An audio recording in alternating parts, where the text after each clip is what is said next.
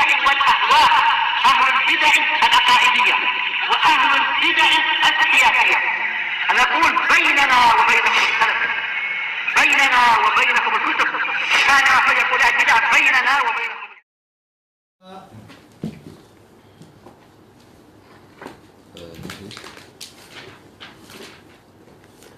Al-Haditsul Rabi' wal Khamsun ba'da arba'imi'ah 454. Warawahu Muslimun aidan min riwayati Salman al-Farisi. Atau yang di atasnya kah? Oh, di atasnya masih. Baik. Al-Haditsul Tsani wal Khamsun ba'da arba'imi'ah 452. An Abi Hurairah radhiyallahu anhu qala Rasulullah sallallahu alaihi wasallam. Dari Abi Hurairah radhiyallahu anhu yang mengatakan Rasulullah sallallahu alaihi wasallam bersabda, "Lamma khalaqallahul khalq, kataba fi kitab." Manakala Allah menciptakan para makhluk, Allah menulis di sebuah kitab, fahuwa indahu fauqal arsy. Maka kitab tersebut ada di sisi Allah di atas arsy. Inna rahmati taghlibu ghadabi. Sesungguhnya rahmatku mengalahkan kemurkaanku. Wa fi riwayah, dalam riwayat yang lain, ghalabat ghadabi. Sama ya. Cuma apa? Yang ini pakai mudhari, yang terakhir pakai madhi. Intinya sama. Wa fi riwayah, dalam riwayat yang lain, dalam suatu riwayat, sabaqat ghadabi, yaitu mendahului kemurkaanku. Muttafaqun alaih. Tayyib. Di sini Rasulullah SAW menyebutkan adanya af'al ikhtiyariyah, berbeza dengan ucapan para ahli kalam. Ahli kalam yang terdahulu ataupun ahli kalam yang belakangan. Terdahulu dalam artian apa? Orang-orang Yunani ataupun ahli kalam dari kalangan muslimin. Kebanyakan dari mereka mengatakan apa? Allah tidak punya af'al ikhtiyariyah, perbuatan yang memang pilihan dan keinginan Allah sendiri. Kenapa? Karena fi'il adalah hudus, sesuatu yang baru. Zat Allah qadim, enggak ada pada zat yang qadim sesuatu yang baru. Baik, dengan sebab metode kalam inilah mereka mengingkari apa itu? Fi'il Allah Ta'ala. Jadi wahyu dari Allah dan juga wahyu yang didatangkan oleh Rasul ditolak dengan apa? Sekedar teori kalam yang mereka belum pernah lihat Allah, belum pernah kenal Allah, dan belum pernah dengar kalamullah. Sementara Rasul yang betul-betul dapat wahyu dari Allah nggak dipercaya. Tapi apa? Kita percaya pada Allah dan Rasulnya yang dengan sebab itu menjadi apa? Kunci masuk surga. Kita tidak percaya pada ilmu kalam yang ahli kalam sendiri banyak yang ragu tentang masalah surga dan neraka. Ngapain kita percaya mereka kalau gitu? Baik. Manakala Allah telah menciptakan para makhluk, dalam riwayat yang lain qadallahul khalq atau qadallahul qada, yaitu telah menentukan segala urusan, yaitu setelah mencipta. Maksudnya adalah apa? Maksudnya yaitu tadi menetapkan segala urusan, maksudnya adalah mencipta sebagaimana dijelaskan oleh Ibnu Hajar dan lain-lain. Bukan maksudnya adalah ketika Allah Ta'ala menulis di Lauhul Mahfudz, bukan. Kenapa? Karena antara penulisan Lauhul Mahfudz dengan penciptaan langit dan bumi itu 50.000 tahun. Tapi apa? Masalah kitab yang terakhir ini bukan kitab yang Lauhul Mahfudz. Walaupun apa? Jelas yang Allah kerjakan setelah itu memang apa? Semuanya sudah ada dalam Lauhul Mahfudz. Segala fi'il Allah sampai hari kiamat itu sudah tertulis dalam Lauhul Mahfudz. Allah akan begini, Allah akan begini, dan seterusnya. Tayyib. Maka untuk masalah ini, lama khalaqallahul khalq, ini bukan maksudnya kitab itu dalam Lauhul Mahfudznya, tapi apa? Kitab yang lain. Tayyib. Jadi setelah Allah Ta'ala menciptakan para makhluk, maka Allah membuat suatu ketetapan. Kataba fi kitab, Allah menulis di sebuah kitab, fahuwa indahu fauqal arsy. Maka kitab itu ada di sisi Allah, di atas arsy. Tayyib. Ini menunjukkan apa? Benarnya akidah Ahlussunnah wal Jamaah bahwasanya Allah Ta'ala tinggi di atas arsy. Karena kitab tadi diletakkan di atas arsy, berarti kitab itu memang di atas arsy, dan kitab itu di sisi Allah, berarti Allah memang di atas arsy. Tayyib. Sebagaimana yang disebutkan oleh Syekhul Islam dalam Majmu' Fatawa dan Ibnul Qayyim dan lain-lain. Kemudian disebutkan ini menunjukkan apa? Keutamaan dari kitab tersebut sampai-sampai diletakkan di sisi Allah dan diletakkan tinggi di atas arsy. Tayyib. Kalau ada pertanyaan, bukankah telah terbentuk ijma' Ahlussunnah wal Jamaah bahwasanya arsy itu adalah makhluk yang paling tinggi? Kenapa di atas arsy masih ada suatu kitab yang diletakkan di sisi Allah di atas arsy tadi? Menunjukkan apa? Ada makhluk yang lebih tinggi. Dijelaskan oleh Ibnu Hajar rahimahullahu ta'ala, yaitu kaifiatnya hanya Allah yang tahu. Tetapi manakala Allah menamakan arsy adalah arsy, berarti kita ada sedikit gambaran makna. Sebagaimana arsy para raja di dunia itu bukan sekedar apa? Bukan sekedar tempat duduk yang tidak ada sandaran. Ada sandarannya, yang sandarannya tentunya lebih tinggi daripada tempat duduk. Dan ada apa? Pegangan kanan kiri, kayu yang untuk meletakkan tangan. Berarti ketika sebuah kitab diletakkan di apa itu istilahnya di tempat duduk itu, berarti apa? Walaupun dia di atas tempat duduk, tetap secara umum tempat duduk itu lebih tinggi dari dia. Kenapa? Karena ada pegangan kanan kiri, ada juga apa? Yaitu sandaran. Ini sekedar apa? Gambaran arsy di dunia. Sementara arsy Allah jelas kaifiatnya hanya Allah yang tahu. Tapi itu menunjukkan apa? Bukan sesuatu yang mustahil. Menggabungkan antara ijma' bahwasanya arsy memang makhluk tertinggi dengan apa? Di atas arsy itu ada sebuah kitab. Ini bukan sesuatu yang saling bertentangan. Baik. Kemudian apa isi kitab tersebut? Inna rahmati taghlibu ghadabi. Sesungguhnya kasih sayangku mengalahkan kemurkaanku.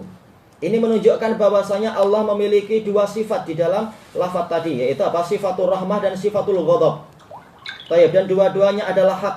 Sampai-sampai Allah menetapkan tidak layak ditakwil, sementara Allah telah menulis itu dengan hakiki di dalam apa? Di dalam kitabnya. Sementara rahmat adalah masdar dan ini adalah sifat. Masdar adalah makna dan makna itulah yang dikatakan sebagai sifat. Dan kita tahu yang namanya sifat adalah apa? Maknan qaimun bidzat. Yang namanya sifat adalah makna yang tegak pada suatu zat. Sementara sekarang makna di sini apa? Yaitu rahmat. Dinisbatkan kemana? Kepada Allah Ta'ala. Ada ya'ul mutakalim, rahmati. Jadi betul-betul ini adalah sebuah sifat. Sesungguhnya rahmatku, ini menunjukkan apa? Memang dia adalah sifat. Allah Ta'ala punya sifatul rahmah. Tidak seperti pendapat orang Jahmiyah, ataupun Mu'tazilah, ataupun orang-orang Asy'ariyah dan yang semacam mereka dari kalangan Kullabiyah ataupun Maturidiyah, yang tidak menetapkan adanya sifatul rahmat. Tapi apa? Takwil sana sini dengan letihnya. Demikian pula ghadab. Ghadab adalah makna yang tegak kepada apa? Suatu zat. Buktinya apa? Dinisbatkan kepada ya'ul mutakalim. Dan ghadab tidak mungkin berdiri sendiri. Sebagaimana rahmat juga tidak mungkin berdiri sendiri. Jadi ini adalah apa? Idhafatus sifah ilal mausuf. Betul-betul ini sifat yang dinisbatkan kepada apa itu? Yang disifati. Bukan seperti Baitullah, rumah mampu berdiri sendiri. Dinisbatkan kepada Allah adalah apa? Idhafatu apa itu? Al-mamluk ila malikih. Penisbatan suatu mamluk yang dimiliki atau makhluk kepada pemiliknya atau kepada penciptanya.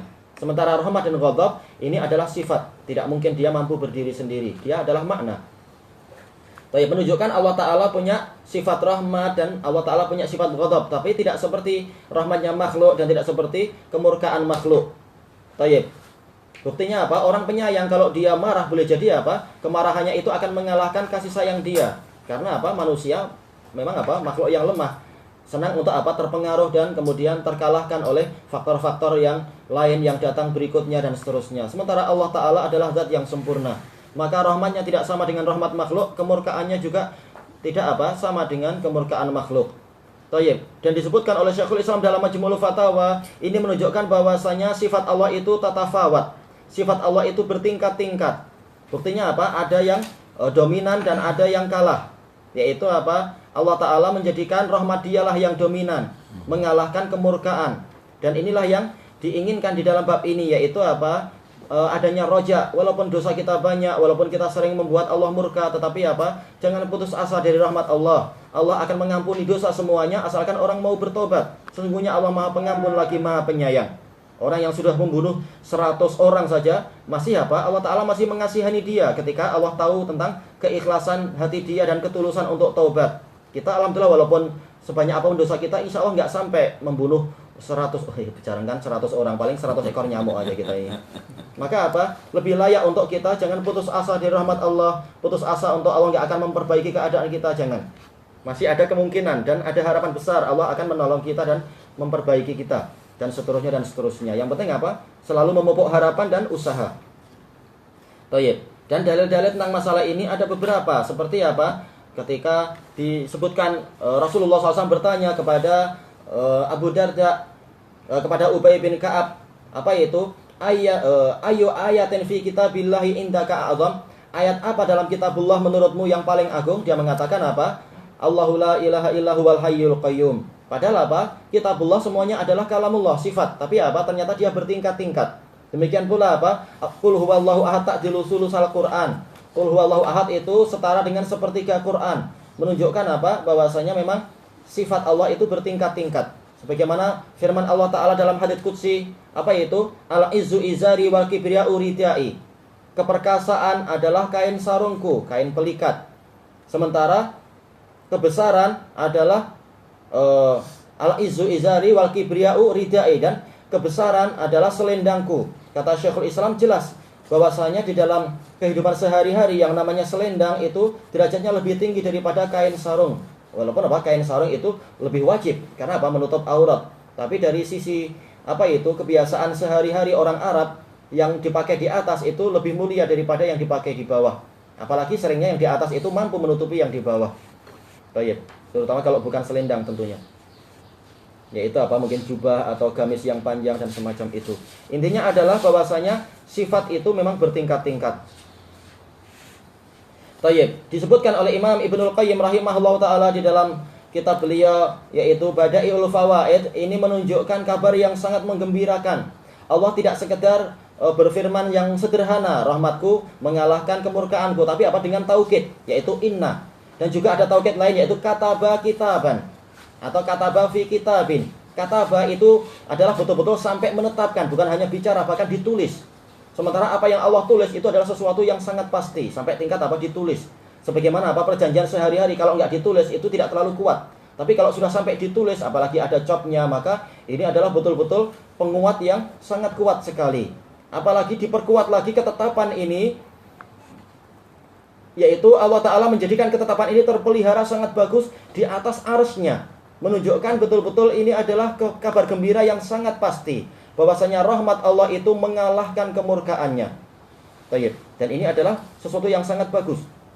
Disebutkan juga oleh Imam Nawawi rahimahullah ta'ala di dalam kitab beliau Syarah Sahih Muslim, yaitu ini adalah kabar yang sangat menggembirakan untuk para hamba. Di dunia ini saja yang penuh dengan akdar, penuh dengan keletihan, penuh dengan kekeruhan, ternyata di dalamnya masih banyak jejak-jejak rahmat Allah. Adanya hidayah kepada Islam, adanya qiraatul Quran yang penuh dengan berkah maknawiyah dan berkah hissiyah, dan juga adanya orang tua yang Allah Ta'ala jadikan hati mereka sayang kepada kita. Bahkan para binatang pun punya sifat rahmat satu sama lain, sehingga dengan itu terbentuk dunia yang indah. Padahal dunia ini penuh dengan kesulitan dan kesusahan, banyak malapetaka dan bencana. Tapi rahmat terasa sangat banyak dari berbagai sisi. Maka bagaimana, itu baru satu rahmat, bagaimana dengan 99 rahmat yang nanti di hari kiamat itu? Menunjukkan ini adalah betul-betul kabar gembira, bahwasanya keadaan yang susah di dunia saja masih banyak rahmat Allah yang kita rasakan. Apalagi nanti di hari kiamat, ketika Allah Ta'ala menyempurnakan 99 rahmat, niscaya dia lebih manis lagi. Berapa banyak orang yang tidak beramal soleh, tahu-tahu diizinkan masuk surga. Ini rahmat yang luar biasa. Kemurkaan Allah mengalahkan rahmatnya. Diizinkan masuk surga bukan berarti dia di tingkatan yang pertama tentunya, tapi boleh jadi setelah disiksa ini dan itu, tapi rahmat Allah tetap ada untuk dia. Dan juga bahwasanya kita sekedar beramal sedikit, tahu-tahu pahala kita dilipatkan 10 kali lipat. Bahkan timbangan kita dibuat jadi berat. Ini adalah rahmat yang sangat besar di hari kiamat nanti. Bahkan ketika di surga dalam keadaan amal sudah selesai dan orang telah ditentukan tempat tinggalnya, ternyata ada waktu-waktu di mana tahu-tahu kita dinaikkan derajatnya dengan sebagian syafaat, dan untuk untuk melengkapi kebahagiaan keluarganya, maka derajat kita dinaikkan agar berjumpa dengan ayah ibu kita di derajat yang di atas, seandainya ayah ibu kita lebih tinggi dari kita derajatnya. Atau sebaliknya, untuk membahagiakan kita dan ayah ibu kita yang dinaikkan, asalkan mereka muslim dan punya tauhid, mereka akan dinaikkan ke derajat kita kalau kita lebih bagus amalannya. Itu adalah betul-betul rahmat, bukan karena amalan kita tidak ada apa-apanya. Bahkan amalan Nabi saja tidak akan menjadi harga untuk masuk surga. Surga terlalu mahal. Tapi dengan sebab rahmat Allah yang sangat luas itu, Nabi diizinkan masuk surga dengan sebab amalannya, bukan dengan bayaran amalan. Itu aja Nabi, bagaimana dengan kita? Maka kalau kita masuk surga, betul-betul itu adalah rahmat yang sangat besar dari Allah Ta'ala. Padahal amalan kita ini nggak ada apa-apanya, itu pun penuh dengan kekurangan dan terancam dengan gugurnya amalan dengan faktor-faktor yang beraneka ragam. Ini menunjukkan betul-betul kabar gembira untuk tidak putus asa dari rahmat Allah, dan untuk tidak kita pesimis, amal kita cuma sederhana, sekedar membantu semut yang jatuh ke dalam air, atau sekedar memberi makan kucing, itu pun dengan makanan yang sudah sisa. Jangan khawatir, Allah tidak akan menyia-nyiakan amal kita itu. Di dunia akan dapat pahala, di akhirat juga pahala yang sempurna. Tayyib. Ilahuna wallahu a'lam.